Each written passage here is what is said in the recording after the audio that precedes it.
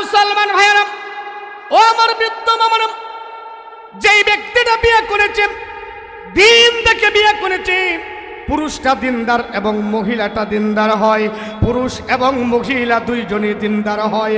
মনে রাখবেন, যদি সুন্দর না হয়, সুন্দর যদি মেয়েটা নাও হয়, কিন্তু ভিতরে দিন আছে, এই দিন থাকার কারণে, এই ব্যক্তিটার ভিতরে দিন থাকার কারণে ওই ঘরের ভিতরে 24 ঘন্টা আল্লাহর রহমত নাজিল হয়।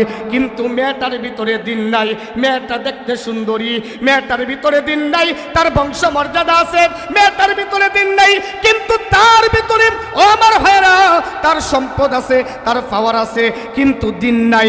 আল্লাহর নবী রাহমাতুল লিল আলামিন বলেন, দিনকে প্রাধান্য না দিয়া সম্পদকে প্রাধান্য দিয়েছ, এই জন্য তোমার ঘরের ভিতরে আল্লাহর রহমত নাজিল হবে না, আল্লাহর রহমত নাজিল হবে না। দিনকে প্রাধান্য না দেওয়ার কারণে, সম্পদকে প্রাধান্য দেওয়ার কারণে, টাকা পয়সাকে প্রাধান্য দেওয়ার কারণে তোমার ঘরের ভিতরে আল্লাহর গজব নাজিল হবে, রহমত নাজিল হবে না।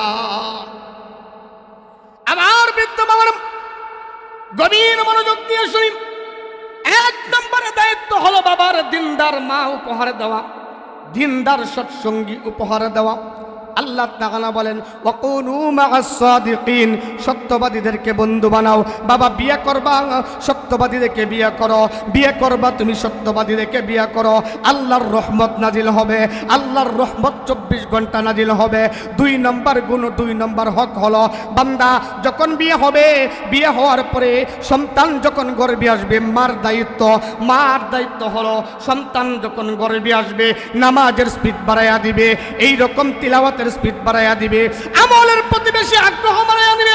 আমার বাবারা, যেই সন্তান মায়ের গর্ভে থাকে এবং মায়ের গর্ভে থাকা অবস্থায় মা যদি বেশি টক খায়, সন্তান হয় টক প্রিয়, মা যদি মিষ্টি খায়, সন্তান হয় মিষ্টি প্রিয়, মা যদি টেলিভিশন মার্কা হয়, সন্তান গর্ভে থাকলে মা যদি টেলিভিশন দেখে, ওই সন্তানটা বাইর হইলে ডিপজলের মতোই লুচ্চা বাইর হবে, শাহজালাল বাইর হবে না। মায়ের গর্ভে থাকা অবস্থায় মা যদি শাকিব খানের ছবি দেখে, মান্নার ছবি দেখে, নায়ক নায়িকাদের ছবি দেখে, ছেলে হইলে পরিবনির মতন বদমাইশ হবে, ছেলে হলে এরকম ভাবে শাকিব খানের মতন লুচ্চা হবে, আর মেয়ে হইলে পরিবর্তির মতন বেশ্যা হবে। জুড়ে বলুন ঠিক না বেঠিক? ও আমার বাবারা, সন্তান গর্ভে থাকার পরে যদি মা বেশি নামাজ পড়ে, বেশি কোরআন তিলাওয়াত করে, আল্লাহর জিকির যদি বেশি বেশি করে, ওই সন্তানটা দুনিয়াতে আসলেও আল্লাহর হুকুম মানবে, আল্লাহর হুকুম মানবে। বান্দারে, গর্ভে সন্তান আসলে, গর্ভে আসার পরে মোবাইল চালায়া সময় নষ্ট করবা না, মোবাইল চালায়া সময় নষ্ট করবা না, টেলিভিশন দেখে সময় নষ্ট করবা না, আমল বেশি বেশি করো, আল্লাহর কোরআন তিলাওয়াত করো, আল্লাহকে ডাকো, তোমার সন্তান শাহজালালের মতন আল্লাহর ওলি হবে। জুড়ে বলুন ঠিক না বেঠিক? ও আমার বাবারা, গভীর মনোযোগ। সন্তান যখন গর্ভে আসবে, মা আমল বেশি করবে, আর সন্তান যখন দুনিয়ার জগতে আসবে, সর্বপ্রথম সন্তান দুনিয়াতে আসার পরেই তার ডান কানে আযান, বাম কানে ইকামত দিতে হবে। এখন তো আযান ইকামত নাই। বলে কেন? বলে বর্তমানে পেটে বাচ্চা আসার পরে মাসের মাস চেক আপ করতে করতে এমন পর্যায়ে যায়, ডাক্তার বইলা দেয় আগামী মাসের 28 তারিখ শুক্রবার চলে আসবা, আসরের নামাজের সময় কেতা কম্বল নিয়ে আসবা, সিজার হবে।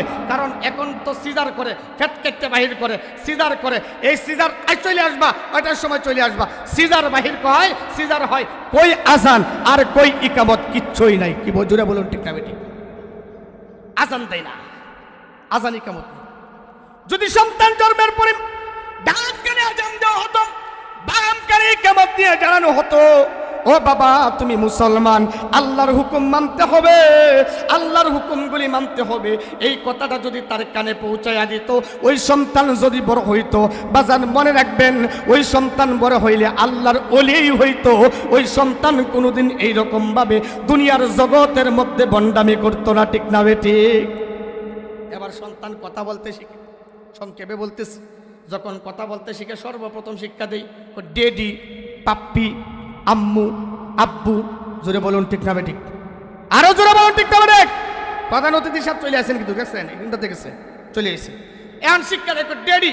হ্যাঁ, ডেডি বলার কারণ আছে, পাপ্পি, আম্মি, মাম্মি।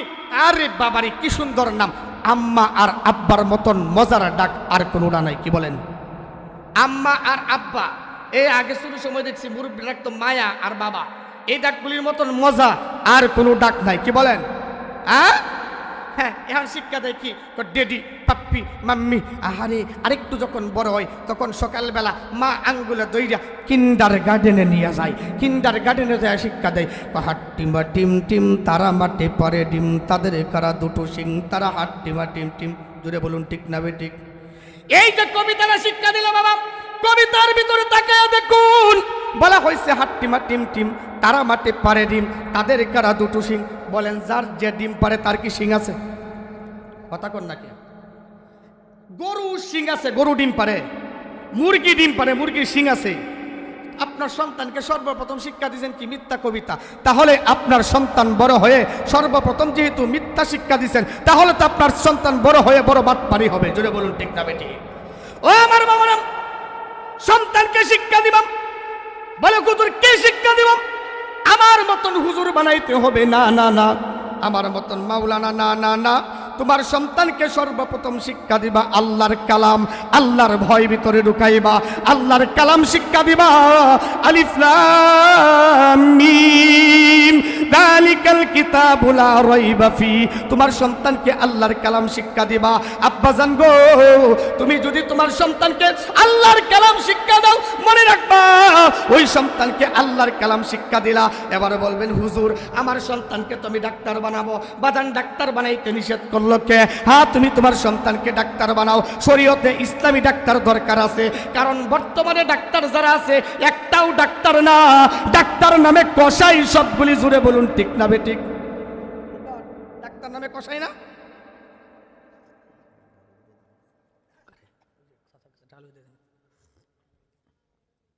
আপনি ডাক্তারের কাছে গেছেন, যাওয়ার পরে দেখবেন পরীক্ষা লাগেন একটাও, দিয়ে দিছে 3 দিয়া।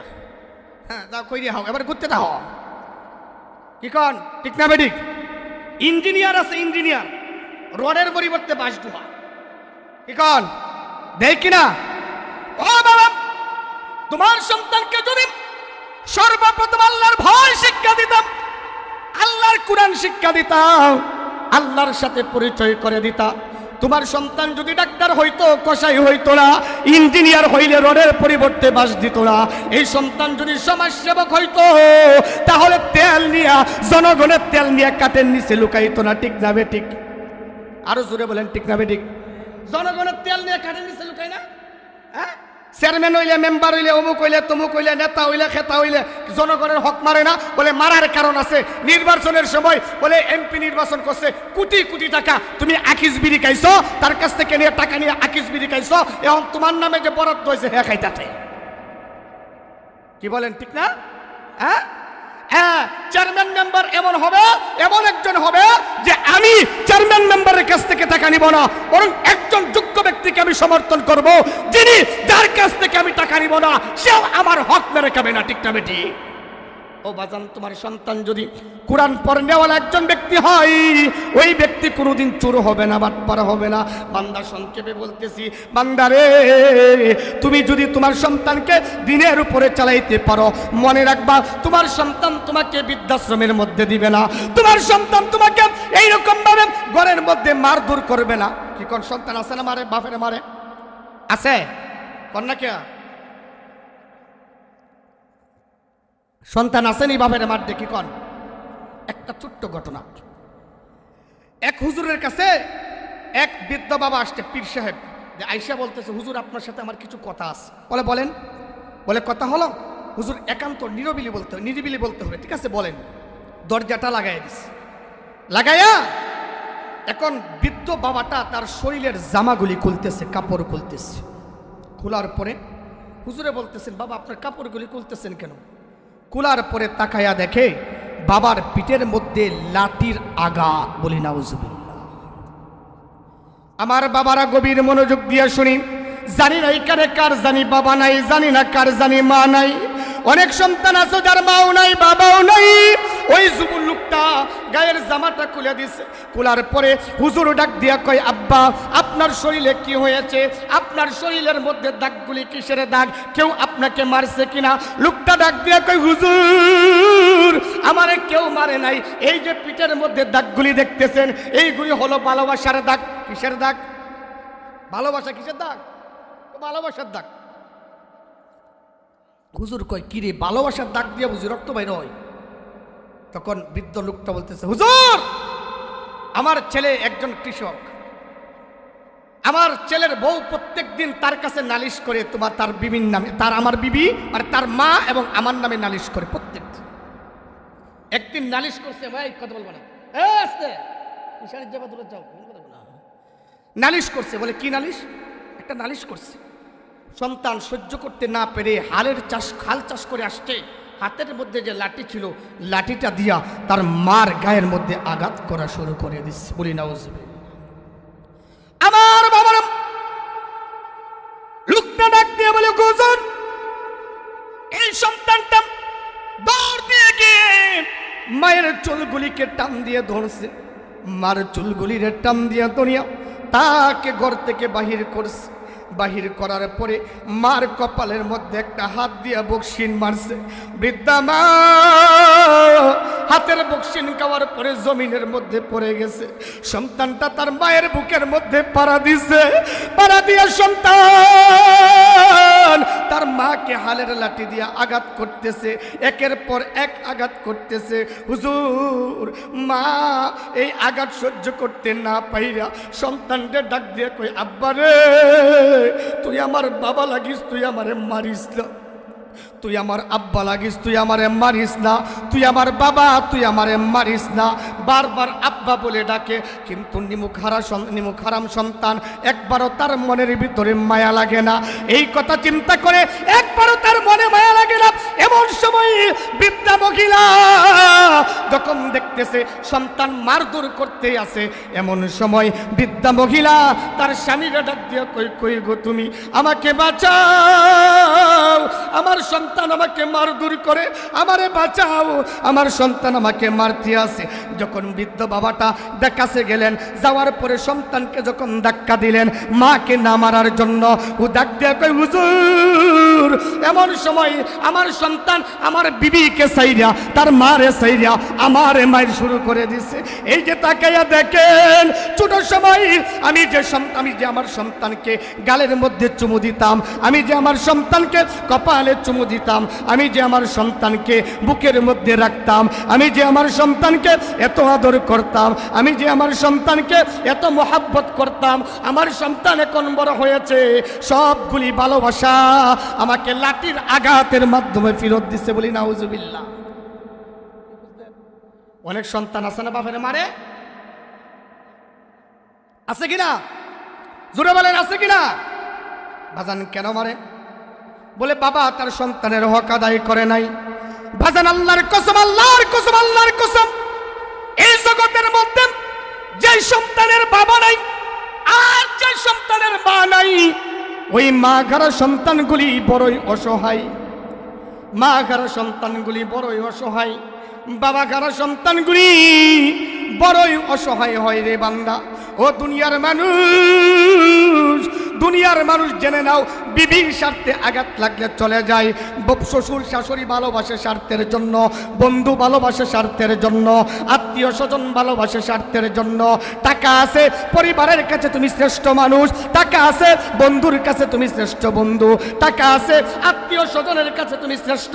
কিন্তু মনে রাখবা, মা বাবা স্বার্থের জন্য ভালোবাসে না, মা বাবা তোমাকে বিনা স্বার্থেই ভালোবাসে। ঠিক না বেঠিক? বিনা স্বার্থে ভালোবাসে না।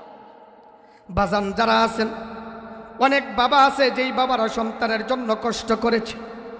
ও বাজান, অনেক সন্তান বড় হয়ে কই, হুজুর অনেক সন্তান বড় হয়ে এখন বলে, বাপরে কই তুমি কি বুঝো? আসলে বাবা বুঝে না। বাবারে ধমক দিয়ে কই তুমি কি বুঝো? কিচ্ছুই তো বুঝো না। আসলে বাবা বুঝে না, বাবা বড় বুকা রে, বাবা বড় বুকা। বলে কেমন বুকা?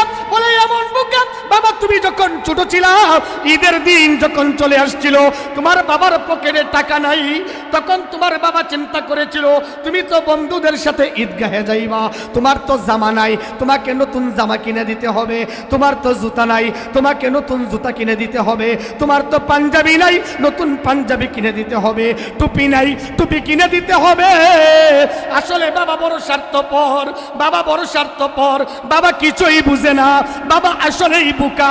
বলে কেমন বোকা?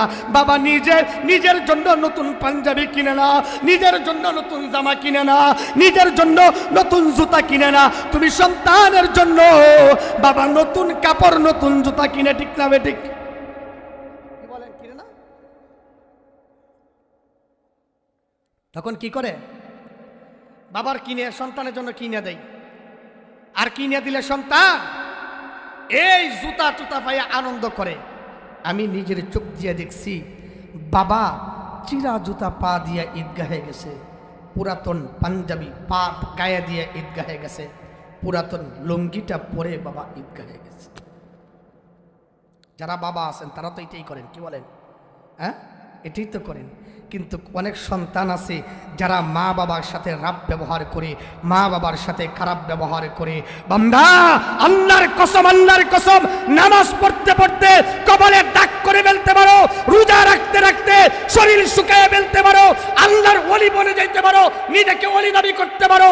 আল্লাহর কসম, এই নামাজ তোমার কোনো কাজে আসবে না, এই রোজা তোমার কোনো কাজে আসবে না। জুড়ে বলুন ঠিক না বেঠিক? আল্লাহ তাআলা নিজে কোরআনে বলছেন, ওয়াবুদুল্লাহ ওয়ালা তুশরিকু বিহি শাইআন ওয়া বিল ওয়ালিদাইনি ইহসানা। মা বাবার সাথে সদ্ব্যবহার করো। কার সাথে সদ্ব্যবহার কথা বলছে? বুঝুরে বলি। সাহাবায়ে কেরাম বলছেন, ইয়া রাসূলুল্লাহ, আমার বাপ যদি ইহুদি হয়, কাফের হয়, রাসূল বলছেন তারপরেও ভালো ব্যবহার করো। বলে আমার বাবা আমার উপর জুলুম করেছে, বলে তারপরে মা বাবার সাথে ভালো ব্যবহার করো। কিন্তু আমরা ভালো ব্যবহার করব, আর বাবারে বাবা শরীরের গরমে, শরীরের এমন গরম আসে যে সন্তান এমন গরম দেখায় যে বাপরে বাপ পরিচয় দিতেই দ্বিধাবোধ করে। কি বলেন? আছে না? আছে না? নামাজ পড়েন, পীর সাহেবের কাছে যান, হুজুরের কাছে যান, আরে মে হুজুর রে দাওয়াত দিয়ে খাওয়ান, হুজুর রে দাওয়াত দেন, হুজুর রে হাদিয়া দেন, পীর সাহেবের কাছে যান। আল্লাহর কসম, আল্লাহর কসম, কাবা ঘরের ইমামের কাছেও যদি দোয়া চান, কাবা ঘরের ইমামের দোয়া আপনার জন্য কবুল হতেও পারে, নাও হতে পারে, কিন্তু মা বাবার দোয়া সন্তানের জন্য 100% কবুল, ঠিক না বেঠিক? হ্যাঁ, বিদেশে যাইতে পারেন না, সংসারে শান্তি নাই, অশান্তি, অভাবে আছেন, ঋণে আছেন, টেনশনে আছেন, বিভিন্ন ঝামেলায় আছেন। আসুন না, আসুন, আসুন, মার পায়ে ধরে মাপ চান, বাবার পায়ে ধরে মাপ চান। বাবা এবং মা আল্লাহর কাছে শুধু বলে দিবে, আল্লাহ সন্তানকে এইটা দিয়া দাও, 100% মা বাবার দোয়া আল্লাহ কবুল করবে। কি বলেন, ঠিক না? আমার বৃদ্ধ বাবারাম, যুবক ভাইয়ারাম, যাদের মা আছে, মার সাথে ভালো ব্যবহার করো, মার সাথে সৎ ব্যবহার করো। যাদের মা নাই, বাবা নাই, বান্দারে, মা বাবা যদি দুনিয়াতে থাকে, মা বাবার হকগুলি আদায় করো। মারা যাওয়ার পরে মা বাবার হক আছে। বলে হক কি? বলে মা বাবার মতন বয়সী যারা ছিল তাদেরকে সম্মান করো, মা বাবার কবর জিয়ারত করো, মা বাবার জন্য দান সদকা করো, মা বাবার জন্য বেশি বেশি দোয়া করো। বলে কেমন দোয়া? রব্বির হামহুমা কামা রব্বায়ানি সগীরা। আমার মুসলমান ভাইয়েরা, এই আয়াতের তাফসীরে পাওয়া যায়, যদি কোনো সন্তান মা বাবার জন্য এই দোয়াটা একবার করে, আল্লাহ তাআলা তার মা বাবার কবরের আযাব একদিন দুই দিন নয়, 40 দিনের জন্য আযাব বন্ধ করে দেয়। বলি সুবহানাল্লাহ। একবার বললে কয়দিন আযাব কমে? বলি কয়দিনের? 40 দিনের আযাব আল্লাহ বন্ধ করে দেয়। এই জন্য আমার বাবারা, অনেকের যাদের মা নাই, যাদের বাবা নাই, তাদের মা বাবার জন্য দোয়া করব। আর যদি মা বাবা থাকে তাহলে মা বাবার খেদমত করব ইনশাআল্লাহ। ঠিক আছে তো ইনশাআল্লাহ? আল্লাহ সবাইকে তো আমল করার তৌফিক দান করুক। সবাই বলি আমিন। আমার বাজান, আলোচনা বলতে আমি তো আপনার হুজুরই, কি কন? আমি তো আপনাদের হুজুর। আমাদের প্রধান অতিথি সব চলে আসছেন, ওই এখানে আসেন মনে হয়। উনি গতকালকে আসরের নামাজে রওনা করছেন, গতকালকে রাত্রে সারা রাত জার্নি করছেন, সারা দিন জার্নি করছেন, এই যে মাত্র আসছেন। তো হজরতের আলোচনা না শুনে আপনারা চলে যাবেন? বলেন চলে যাবেন? খুব সুন্দর আলোচনা করেন হজরত।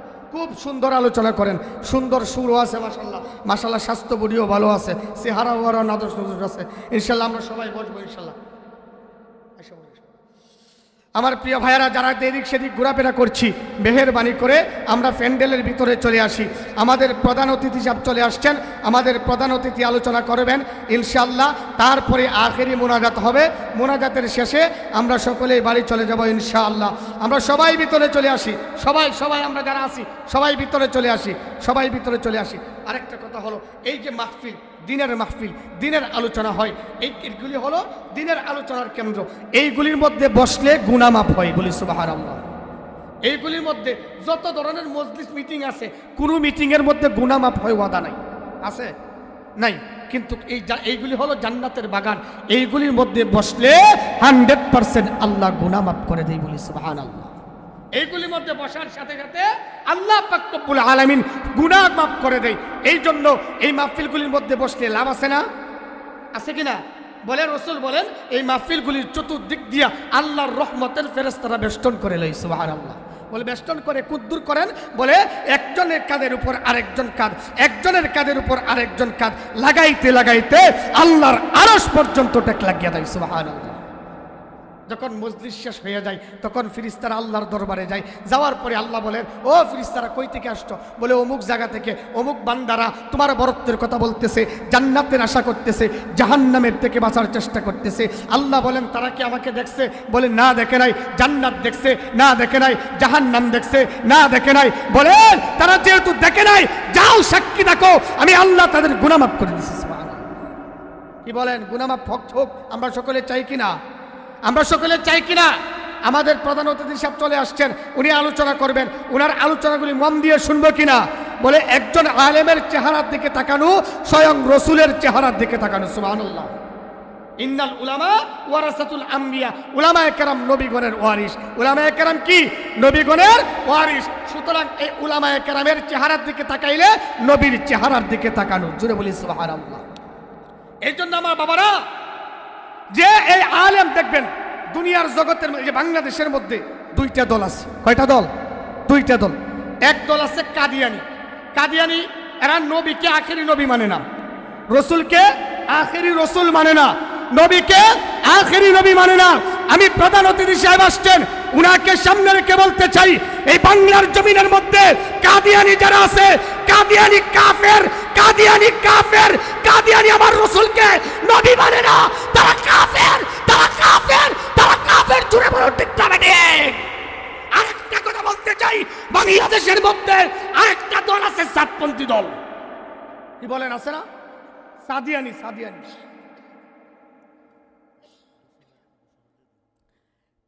কাদিয়ানি, কাদিয়ানি নবী মানে না, আখেরি নবী মানে না। সাদিয়ানি নবীর ওয়ারিস আলেমদেরকে মানে না। আমাদের প্রধান অতিথি চলে আসছেন, সুতরাং বলতে চাই, কাদিয়ানি এবং সাদিয়ানি সাতপন্থীরা নবীর ওয়ারিসদেরকে মানে না, আলেম উলামায়ে কেরামদেরকে সম্মান করে না, ওরাও গুমরা। আর কাদিয়ানি যারা আছে ওরা কাফের, কাফের, কাফের, কাফের, কাফের। ঠিক না বেঠিক? আমার নবীর পরে নবী নাই। কি বলেন? আমার নবীর পরে নবী আছে, আমার নবীর পরে নবী আছে, নবীর পরে নবী নাই। সংসদে একটা আইন চাই, বাংলাদেশের মধ্যে যেই ক্ষমতার আসনে আসুন না কেন আসতে থাকেন, কিন্তু আল্লাহর কসম, আমার আল্লাহর বিরুদ্ধে, নবীর বিরুদ্ধে আইন হবে। যারাই আমার আল্লাহর ইজ্জতের বিরুদ্ধে কথা বলবে, আমার নবীর ইজ্জতের বিরুদ্ধে কথা বলবে, প্রকাশ্যে তাদেরকে ফাঁসির কাষ্ঠিতে ঝুলাতে হবে। কি বলেন? আল্লাহর বিরুদ্ধে কথা বললে, নবীর বিরুদ্ধে কথা বললে কোনো ছাড় নাই। ঠিক আছে তো ইনশাল্লাহ? হ্যাঁ, আবার যে হোক না কেন, এমপি, মন্ত্রী, এসপিডিসি, এটা গণার সময় নাই। আমি আমার রসুলকে নিজের জীবন থেকে বেশি ভালোবাসি। ঠিক আছে তো ইনশাল্লাহ? আল্লাহ তাআলা আমাদের সকলকে তৌফিক দান করুক বলে আমিন।